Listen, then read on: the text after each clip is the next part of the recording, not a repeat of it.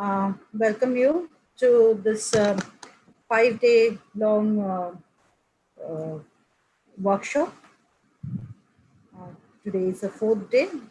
So yesterday we have discussed a vivid protocol, and today we are going to hear from Mr. Subhrajit Roy about the metagenomic analysis. So I am handing over to Mr. Subhrajit Roy. Mr. Roy, please. Thank you, Dr. Roy. And I'm sharing my screen.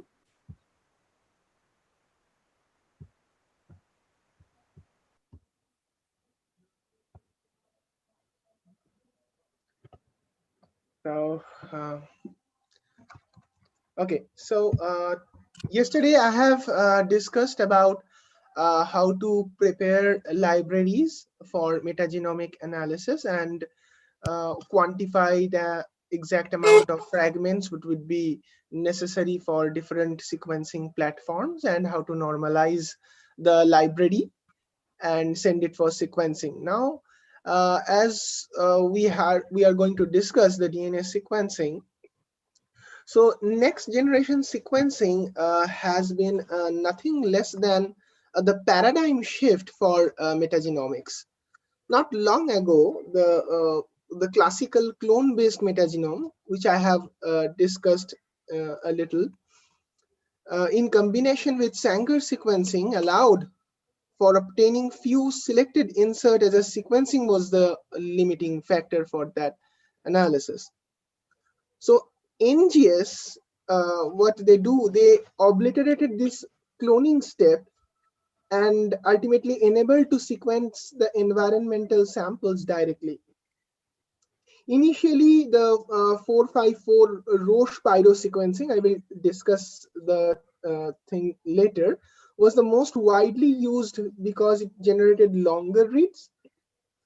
Meanwhile, the large-scale metagenome projects which was going on, and which with the demand and increasing use of Illumina and Solid platform was done. And then, although it's generated shorter reads for Illumina and Solid platform, the high throughput and greater coverage for with the same price was the good choice for those who have opted for metagenomic sequencing. Lately, the Ion Torrent and Oxford Nanopore, which was the recent technology, are also there, which can be promising for metagenomic studies in future. So before going into the details of next generation sequencing, I would like to discuss about the first generation sequencing techniques, that is Sanger sequencing. As you will learn, as I discussed through all the NGS and sequencing technologies, you will find that all the sequencing technologies which has been developed so far are based on the DNA replication mechanism. So different technologies use different aspects of DNA replication for the sequencing. So as you know, that DNA replication is a semi-conservative method of DNA production, where the template strand is there, and depending on the template sequence, the newly synthesized strands are produced, and the bases are complementary to each other. And as you know, that there are 4 bases: cytosine, guanine, adenine, and thymine. So these bases polymerize onto the 3' end of any primer or any short stretch of DNA, and the DNA polymerases facilitate this process, and ultimately the chain gets elongated. So this is how DNA replication is done. So for the Sanger sequencing, as I have told you, that the 3' hydroxyl group for the incoming nucleotide, it's required for polymerization. So what happens, as you can see, the 3' hydroxyl group is there, and this is the new nucleotide which will be added onto the previous chain. So this phosphate group creates a nucleophilic attack, and ultimately through condensation reaction, one molecule of water will be released and the phosphodiester bond will be formed. So using this technique, Sanger developed the sequencing technology which was helpful for sequencing human genome. And of course, it's still very useful in different clinical and genetic laboratories for identifying variants and short reads. So this is the way it has been done.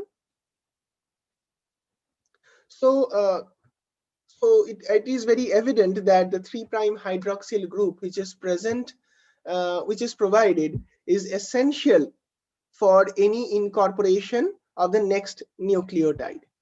But if we remove that 3' hydroxyl group from the nucleotide, then the dideoxy nucleotide will be incapable of polymerizing, and the chain will terminate at that point. So the principle of the chain termination method, which is the basis of Sanger sequencing, is that when you have a stretch of DNA and you have provided a primer, you allow the DNA polymerase 1 to perform the polymerase chain reaction in the presence of normal DNTPs, that is DATP, DGTP, CTP, and TTPs, plus some fluorescently labeled dideoxy fluorophores, I mean the nucleotides, DDNTPs. So these DDNTPs, if incorporated into the chain randomly, and at that point, that fragment or amplicon will be no further extended. So the chain terminates at that point. So by doing this, say for example, in this slide, as you can see, so say for example, you are sequencing this fragment, and for the G nucleotide, the C will be the corresponding one, and for the sequencing reaction, for the polymerization reaction, the chain will be extended, and whenever in this 25 cycles, the PCR, the Sanger sequencing generally extends for 25 cycles. So for in each cycle, whenever the polymerase will encounter that DDCTPs will be incorporated in that chain, those fragments will be ended in that point. So by doing this, several fragments will be terminated at this position. Otherwise, if DCTP is included, then it will extend to the next sequence. So by doing this random insertion of these DDNTPs, several fragments will be generated which has terminated at each point. By doing that, and if you perform an electrophoresis, you will find that all the fragments are only one base larger than the previous one. So if you electrophorese them, the smallest fragment will run first. All the fragments together have been, as they are labeled with different fluorescent dyes. So there is a laser point here at the end of the electrophoresis. Generally, we don't perform the electrophoresis. There is a capillary inserted in it. So through the capillaries, they run those fragments, and the end of the capillaries, when they detect the amount of the type of fluorescence, the fluorescence is captured and it is detected in the computer, and thereby you will be able to identify what was the initial DNA sequence present in that fragment. So this is the basis of the chain termination method. So this is how a chromatogram looks like. As you can see, the different peak heights which has been generated for the cumulative, uh, the fluorescent ended amplicons, as this is a random process. So you can expect that the peak heights will be different, because say for example this peak height has been generated, if it has been generated from 100 of such amplicons, so this might be of 120 or 30, this might be of 110 or 115. So these peak heights vary because the number of amplicons ended or changed terminated at different points will be different, because it's a random process. So how we detect heterozygous condition. Say for example, you are sequencing a human genome. We are diploid organism, which means that we have two different alleles. So say for example, we have inherited, one person has inherited a T allele from its mother and a G allele from his father. So that person is heterozygous. So if in this condition you perform a Sanger sequencing, so you will find that uh, half of the amplicons will be generating from this T, and half of this signal which will be generated from this G. So the peak height will merge at this point and will be able to identify a heterozygous peak. So in case you are trying to identify a human polymorphism or a mutation which is present in a heterozygous condition, you will get a peak like this. So the presence of two different nucleotides at the same locus can be detected by using Sanger sequencing, because it's a codominant process. But can we use it for sequencing for a metagenomics? Because we are parallelly sequencing different microbes. So take for example, the same way we perform the metagenomics by simultaneously pulling down different samples isolated from different DNA samples isolated from different sites, can we use these kind of uh, uh, this kind of sequencing technology for that? The answer will be no, unless we clone the fragments individually in different hosts and then isolate the genetic material, and then use the conventional genetic uh, approach. Before 2006, if you go to the PubMed, you will find that till 2005 and maybe in the beginning of 2006, we will find that majority of the project has used a clone-based metagenomic survey and the 16S rRNA sequencing, and they have performed Sanger sequencing for detection of those population. So from 2006, Poiner et al., which he published it in Nature journal, which was the sequencing of the environmental samples. And he did a 454 Roche Sanger sequencing. So that was the initiation of the first introduction of NGS technology in metagenomics. So these are the uses and limitations for Sanger sequencing. So Sanger sequencing gives you a high quality sequences for the relatively short stretches of DNA.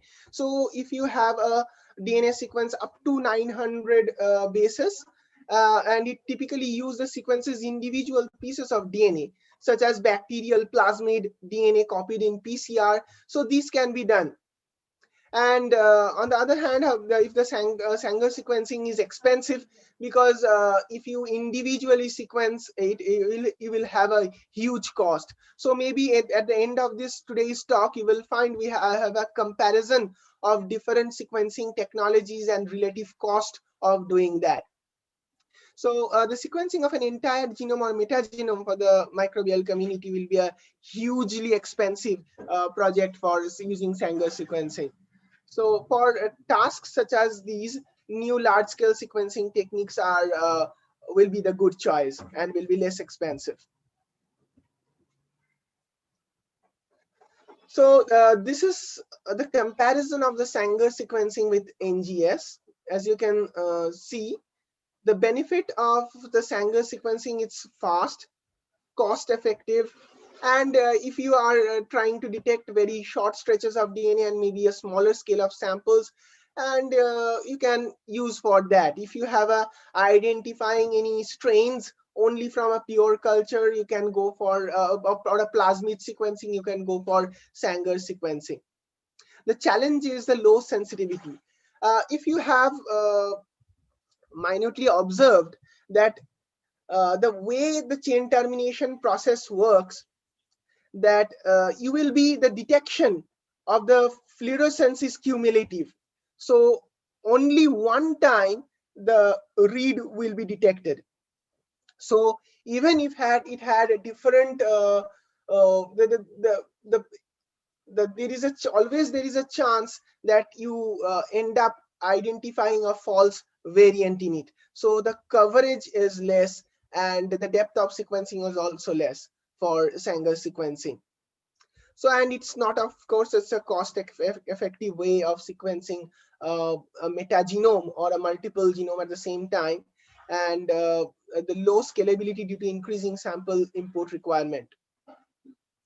So for the targeted NGS, what we have, the sequencing depths enable higher sensitivity. So whenever you have one read, this has been analyzed multiple times. So the chances of getting an error for one base call will be very less. So higher discovery rates. So as you can go for higher sensitivity, the chances of detecting novel changes will be more, and it results in a higher mutation resolution. So more often in Sanger sequencing, what happens is, as there is a random process, the chances of uh, misidentifying one variant or losing one variant will be more frequent. So you might be ending up identifying nothing doing a Sanger sequencing, where NGS or targeted sequencing will be a very good approach for that. And of course, it's less cost effective for sequencing for the low number of targets, and time consuming for the sequencing because it's a high throughput sequencing technique.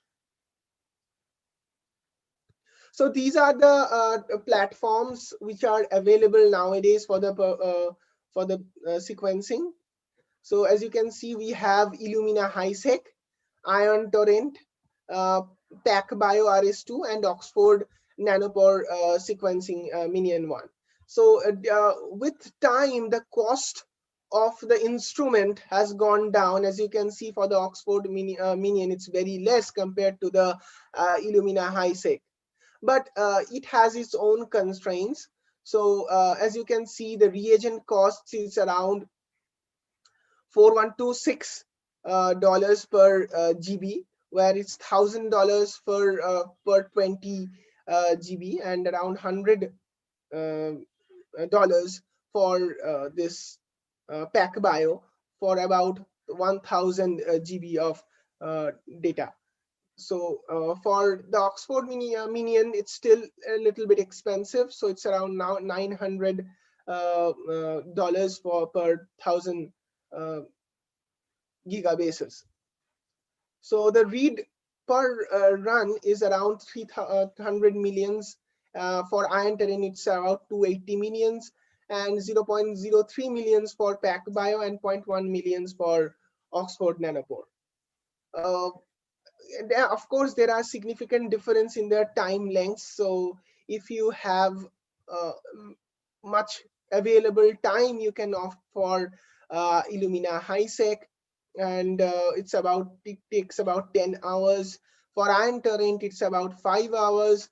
For PacBio, 2 hours, and Oxford Nanopore takes about 6 hours.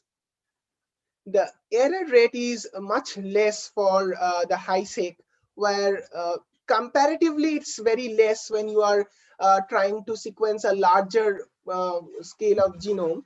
but still you can, there is comparable. It's 1 for iron torrent, the 1% for iron torrent and PacBio, and almost 4% for the nanopore sequencing. So the amplification techniques which has been used by Illumina is a bridge PCR. I will discuss this.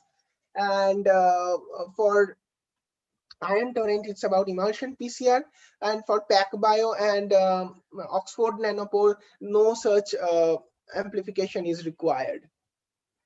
So of course there are advantages and disadvantages of different sequencing platforms. So these Illumina, iron torrent, these are Illumina is a little bit expensive compared to the iron torrent, and for PacBio, its long reads are not required. So no amplification bias is in our advantages, and high throughput, and it's and for the minion, it's also we can generate longer reads compared to the Illumina sequencing, and there is no significant amplification bias. So the advantages is for Oxford Nanopore is a high error rate. It's about 4%, and for PacBio it's very low throughput, and its cost is very high, and even for HiSec. On the other hand, iron torrent it generates a homopolymer error because it generates emulsion PCR. So today I will discuss how sequencing has changed over time. So since the discovery of DNA structure in 1953, and Sanger developed this chain termination method in 1977. And in 1984, first Epstein-Barr virus was sequenced, and then applied biosystem sequenator was developed using Sanger sequencing, and Haemophilus influenzae was about 1.83 MB large, and that was sequenced in 1995. And then came the Human Genome Project, which ended in 2003 probably, and then along with the from 2005 to 2004, we have advancement of different NGS technologies, starting from 454, Solexa, solid Illumina, iron torrent, PacBio, and HiSec, and recently Nanopore Minion. So this is the brief outflow of what we call next generation DNA sequencing. As you can see in this slide, that for the purpose of generating next generation DNA sequencing, it needs to perform library preparation, and then go for a clonal amplification, and finally cyclic array sequencing. So once you fragmented the DNA and created a library by adding adapters at both end, you can go for emulsion based PCR, or you can go for bridge amplification. So emulsion based PCR is a basis for Pyro sequencing and sequencing by ligation using a 454 and solid platform respectively. And for bridge PCR, it is mostly used by Illumina, and it's based on sequencing by synthesis technology, which is called Solexa. So I will discuss the mechanism or principle of pyrosequencing a little bit. So the pyrosequencing is the first developed by Roche, and what they have. So it is provided with a DNA polymerase along with 3 other enzymes, which is sulfurylase, luciferase, and apirase. So when a primer is provided for sequencing, whenever you flood those cells with different DNTPs which are not fluorescently labeled, you don't require fluorescently labeled DNTPs as you will find in case of the Sanger sequencing. So whenever a nucleotide is incorporated, it will release a inorganic pyrophosphate. So the inorganic pyrophosphate through the conversion of sulfurylase will be converted into ATP, and you know this luciferase enzyme is present there. So luciferase will use ATP and generate chemiluminescent signal which can be detected.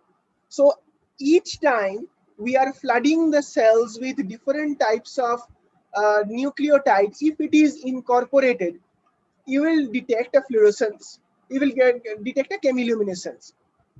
The excess nucleotide which is not incorporated will be destroyed by apirase enzyme. So just think of that, where if you have a G incorporation, you will get a signal like this.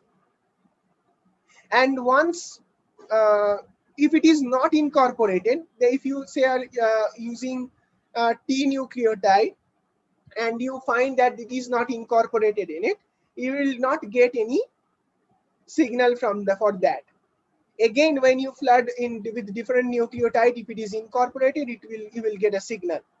And if you have subsequent 2 or 3 bases, depending on how many nucleotides are incorporated into the sequencing or into the template, you will get a higher signal. As you can see, for the incorporation of G, you get a double peak compared to the previous single one. So this means consecutive 2 G are present. So thereby you can analyze the sequence which are present in that template DNA. So these are very useful because of the low error rate, and it's very high throughput, and you can identify very the base calls will be more accurate. So the pyrosequencing is more rapid. It's a mini sequencing method because it does not require electrophoresis, and of course no fluorescently tagged nucleotides are required, and no fragment separation procedures are required. So this determines which of the 4 bases will be incorporated into the step. So every time we are flooding the cells with different types of DNTPs.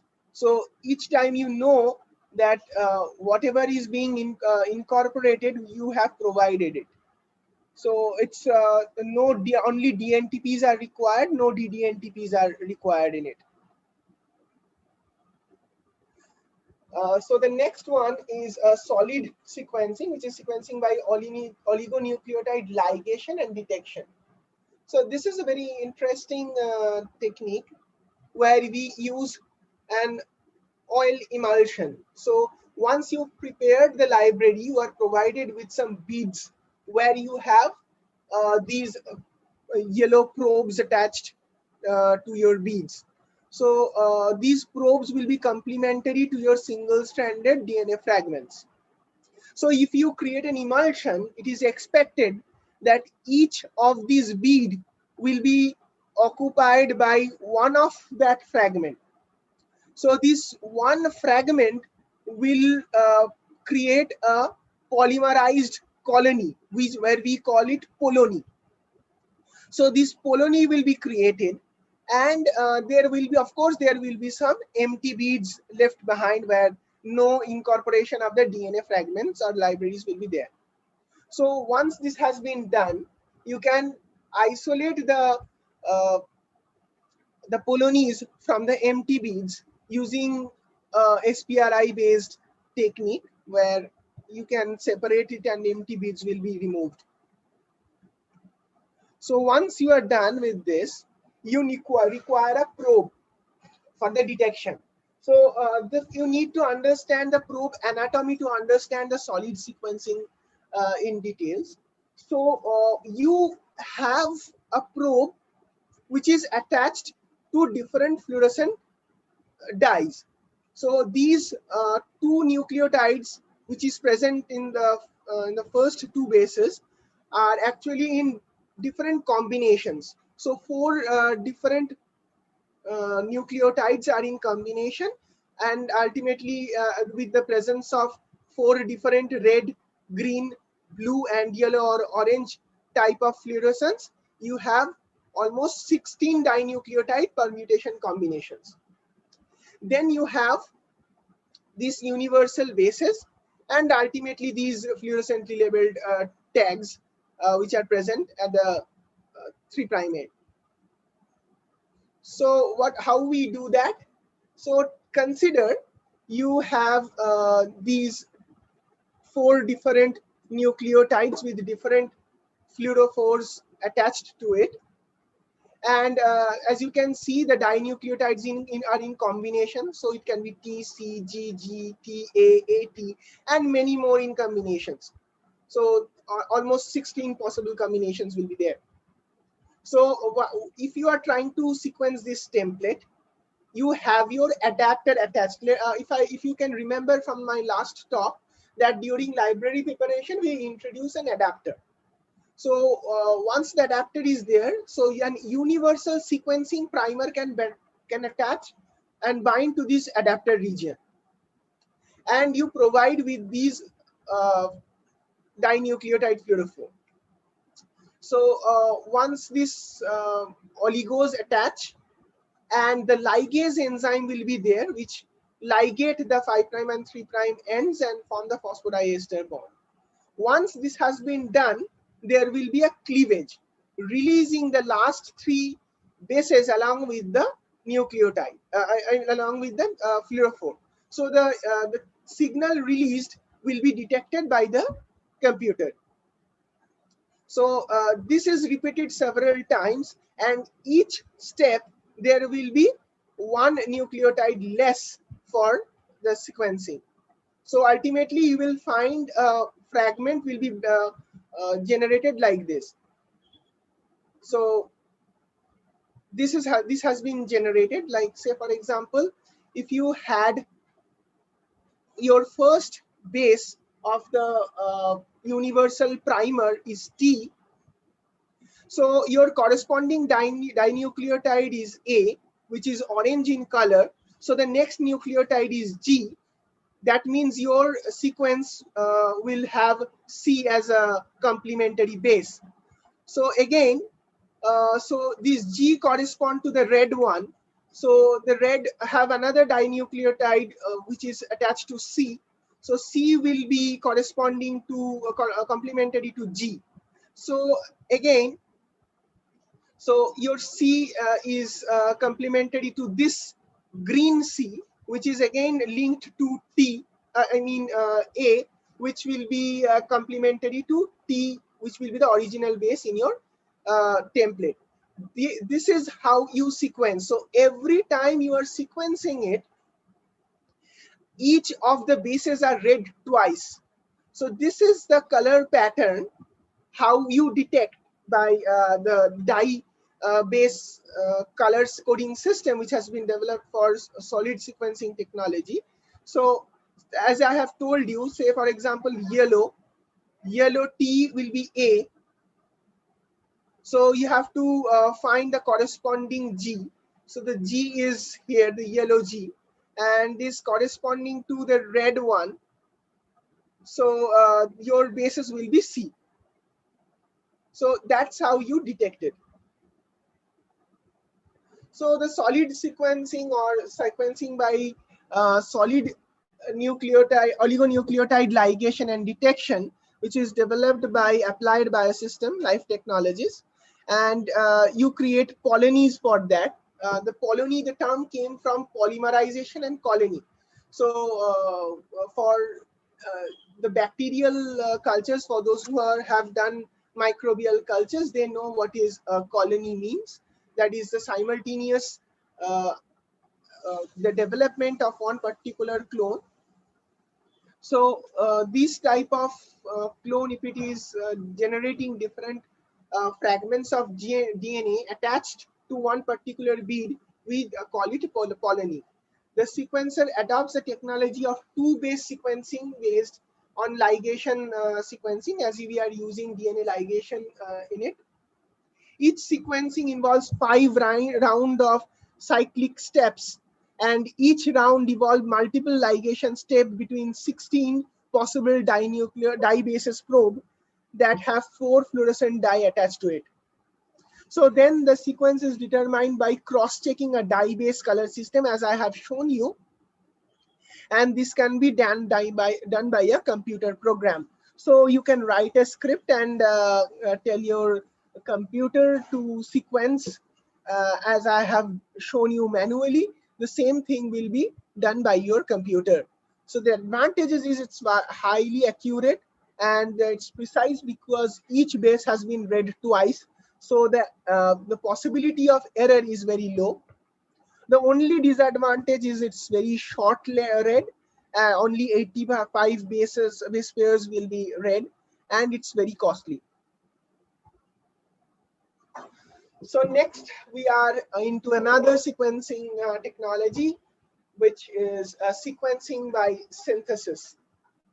So for the sequencing, well, synthesis has been developed by Illumina platform. So where you have the sample prepared for your DNA, then you generate a cluster and then you go for sequencing, and finally you go for data analysis. So once you fragment the DNA through reduced cycle PCR amplification, I have discussed this in my previous talk. You need to introduce the adapters, and also you need to introduce the indexes. The indices are required for proper identification of your DNA fragments, from which individual or from which sample you have generated this particular amplicon. So once you are done, you can generate a sequencing ready fragment, which is single nucleotide in nature, as a single stranded in nature, and you can introduce into the flow cell. So the flow cell is somewhat looks like a glass slide, and when you introduce these single-stranded index and adapter added libraries onto that, you will find that there are several uh, uh, which are the adapters are almost, or oligonucleotides are almost attached to its, already attached to its glass floor. So these can be P7, P5, and your single-stranded DNA will hybridize to the template oligos which are present on the flow cell. And once they are attached, so through DNA polymerization, your new strand will be generated. Once it has been generated, it is denatured, and the previous template strand is washed away. Now you have your single-stranded, newly synthesized DNA fragment. So during the washing step, what happens? It forms a bridge, and this tail hybridizes with the next oligo present on the flow cell. Now it looks like a bridge. So in this bridge, what happens, using this as a using its 3' end, again the template will be generated, and repeating this step several times, you will generate a cluster of same kind of DNA fragments. So this will look like this. So a cluster will be identical in nature, and when you sequence that, all the bases will be identical. So whatever the reads will be generated from one cluster will be a cumulative fluorescence emitted from them. This is a small snapshot of the sequencing in real time it's going on. So this is how the sequencing goes. That once you have this fragment, let me remind you again. So this was your fragment, and this has been denatured, and ultimately several of these single-stranded DNA will be on your flow cell as a cluster. So now you introduce your sequencing primer. Once your sequencing primer will be there, you introduce your different nucleotides and wash the cells, flow cells. So if it is incorporated, you will be able to read it. You will get the signal and it is detected. Again, if your next base is incorporated, again it will be able to detect the signal, and thereby you will be massively amount getting a huge, uh, so in a blink, you will get different fluorescence emitting from different colonies. So that simultaneously you will be able to read it. So once the first phase is over, the forward strand which has been generated is cleaved and washed away, leaving behind the reverse strand. And again through the reverse extension, again it is read from the reverse direction. So you will get an information from the forward and reverse length. Though the reads are very short, but the depth of sequencing is very high. So you are actually you are reading the base multiple times for each of the base. So the error rate is very, very low. So the next technique is ion torrent sequencing. So this is also based on emulsion PCR technique, where you generate a colony, and in the ion torrent sequencing technology uses a semiconductor chip like this, the same chip which you have in your digital camera.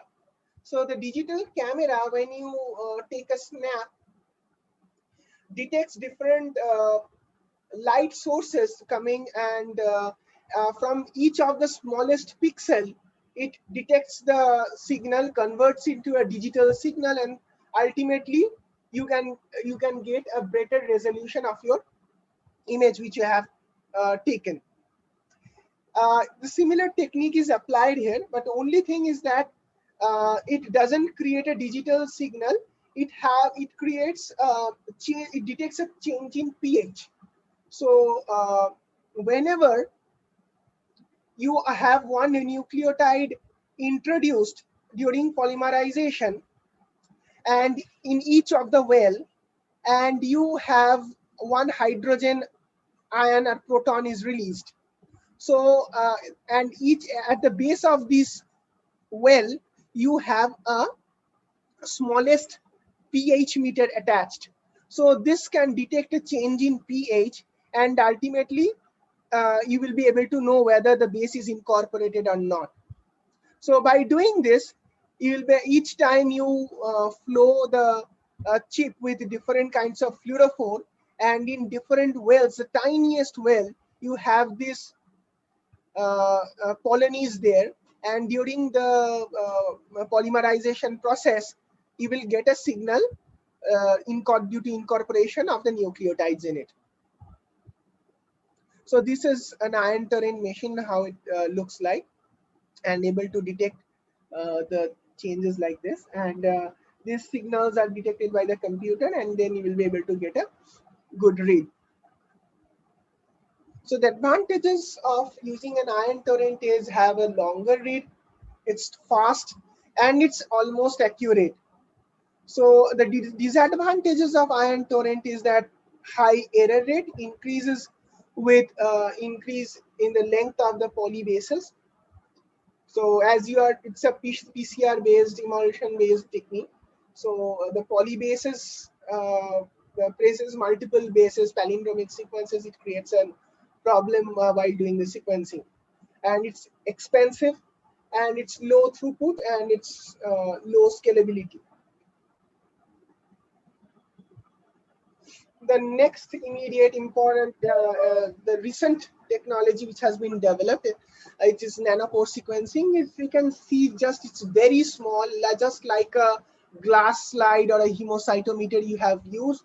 They use this. This is called a minion or a gridiron machine, which it has a pore, a channel pore, and what it do, it has a helicase enzyme attached to it, and ultimately when you provide your DNA template, what it does, it unwinds the DNA and pulls the single-stranded DNA through this pore. So when it is dragged through this pore, each base has a different structure. So and it will create, and there will be disruption on the changes in voltage. So the change in voltage corresponding to different nucleotides will be detected. So here we are using no PCR is required, no amplification bias will be there. So it's directly sequencing it, and you don't need to process the sample, and you can get longer reads. So for creating a larger, if you have you are trying to assemble a genome, you want to get an entire image of all the bases present in the genome of a bacteria, then nanopore sequencing will be a good technique for that. But it is the only disadvantage is that it has a very high error rate. So on the smallest change and fluctuation in voltage may lead to detection of any false positive base.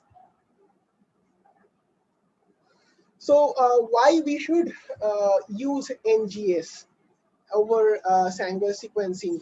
So the only thing is that no in vivo cloning is required. We don't need to transform it. So it has reduced the time of performing a Sanger-based DNA sequencing from at least 1 week or 1 month to 1 or 2 days.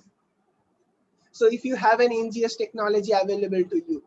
So high degree parallelism of capillary sequencing is there.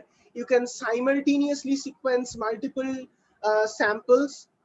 The reagent costs will be less for Sanger sequencing compared to the in NGS compared to the Sanger sequencing, and reduced sample size. You don't need to provide a huge sample for your Sanger for NGS, and less time is required.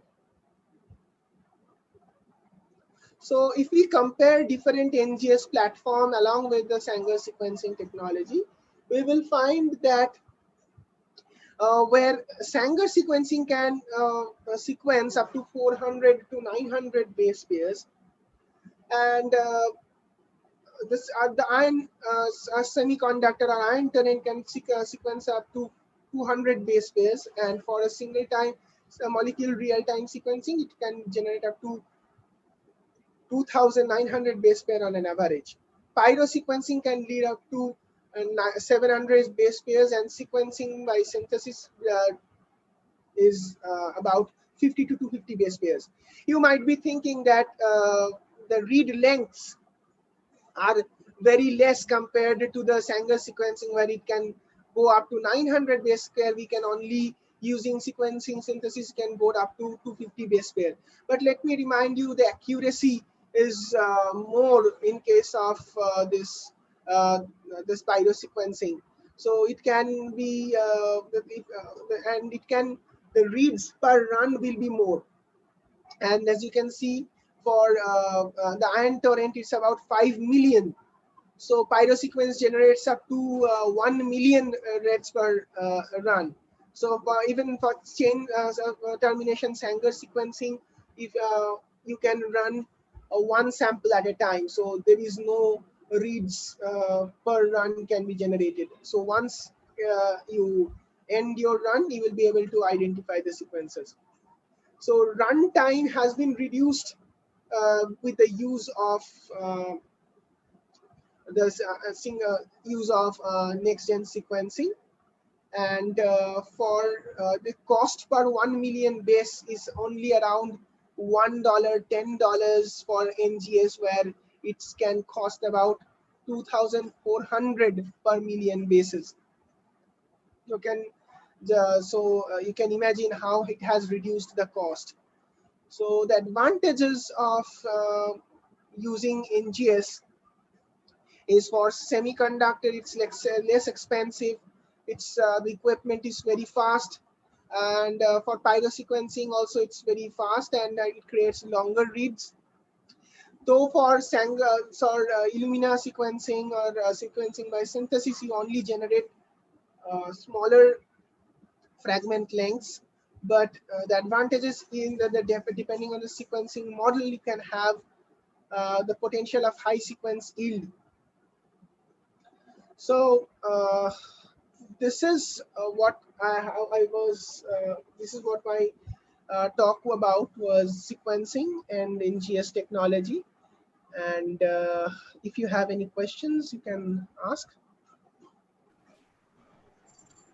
Thank you, Mr. Roy, for Mhm. for your illuminating discourse. There are a few questions. The first Okay. question is, can Sanger sequencing help to detect SNPs? Yes, on a regular basis, Sanger sequencing helps to detect SNPs. And if you have a reference genome and it generates a FASTA file, so you can take that FASTA file, and if you are dealing with uh, a genome, you have to find it from the blast, and you can compare your reads generated, and you can compare it, and if there is a mismatch, you will be able to detect it.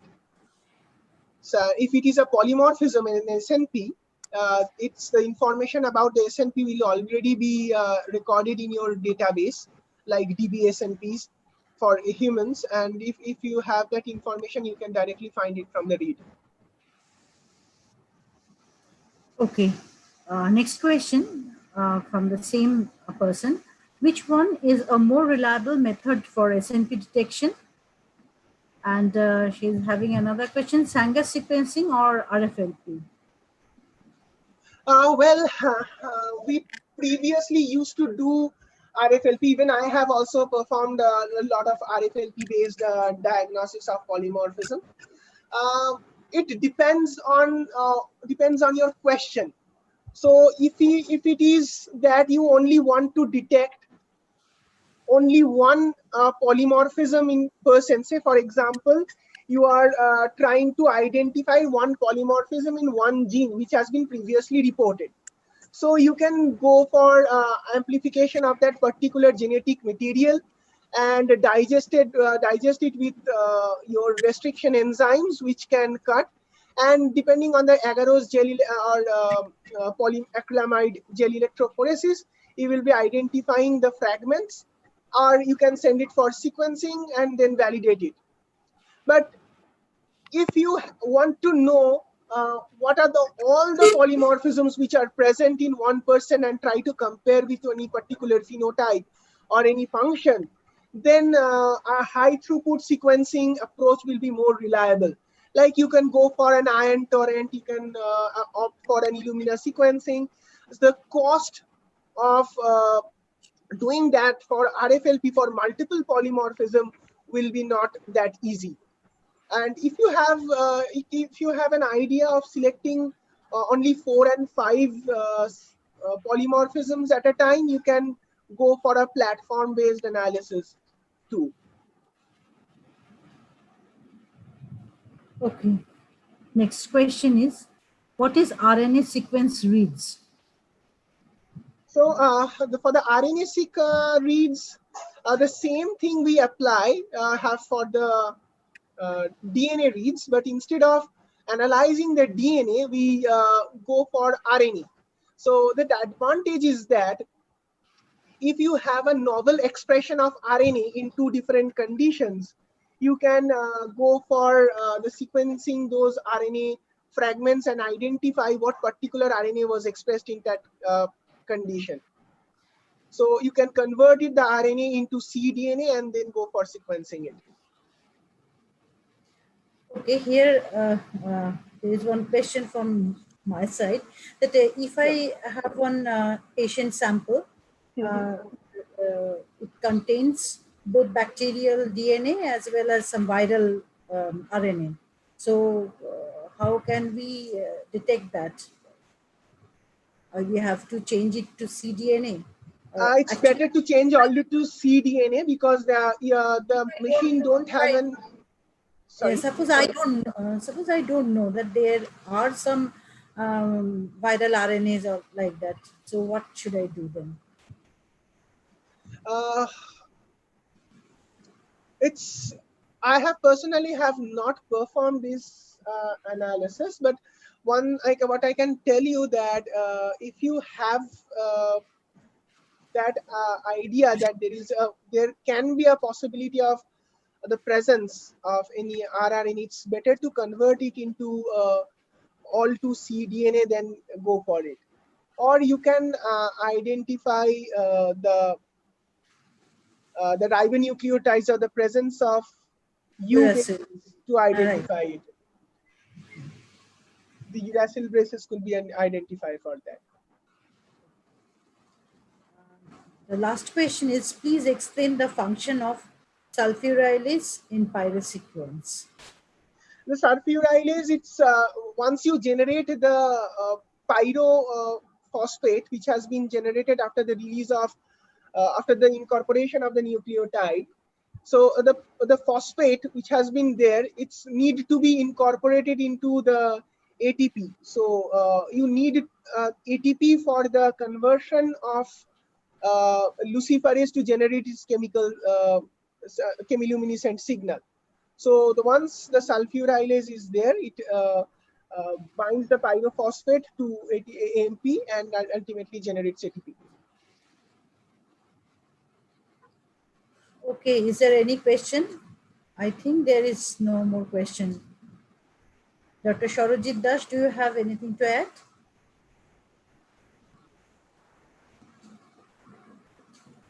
Okay, if there is no question, so thank you again, Mr. Subhrajit Roy, for your illuminating lecture. And we will join tomorrow again, same time. Yes, ma'am. The joining link has been posted in the chat box, and feedback and attendance link is also given in the chat box. Okay, let us end the meeting here. Thank you, everyone. Yes, ma'am. Thank you. For our participants, we will be back tomorrow at 9:30 p.m. and tomorrow is the last day of this workshop, so it is mandatory to be present and give the attendance. And tomorrow is the final day, so 9:30 a.m. tomorrow we will be back. The joining link has been posted in the chat box, and today's attendance and feedback link is also posted in the chat box. So we will be back tomorrow at 9:30 a.m.